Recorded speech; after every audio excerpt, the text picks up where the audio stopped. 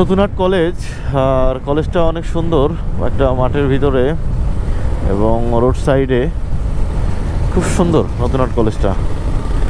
আর আমার most important যেটা লাগে বা মোস্ট ভালো লাগার জিনিসটা হলো রোডের ভিউটা। আপনারা দেখেন, সত্যি মানে বর্ণনার বাহিরে এই রোড ভিউটা।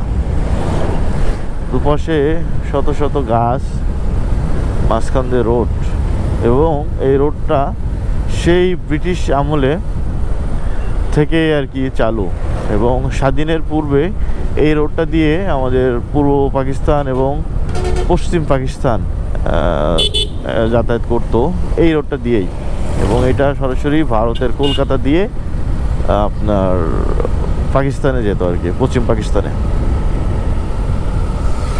তো এই রোডটা এখনও ব্যবহারযোগ্য আছে। রোডটা 2 লেনের, আসলে এটা একটু আপডেট করা দরকার, বাট এই দুপাশে এত গাছ থাকার কারণে আসলে এটা একটু ডিফিকাল্ট।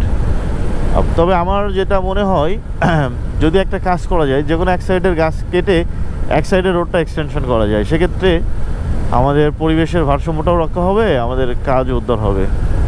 তো যারা কর্তৃপক্ষ তারা এই ডিসিশনটা কনসিডার করতে পারে, তাহলে আপনার গাছগুলো নষ্ট হবে না এবং আস্তে আস্তে এক সাইড রাস্তাটাও বড় হবে।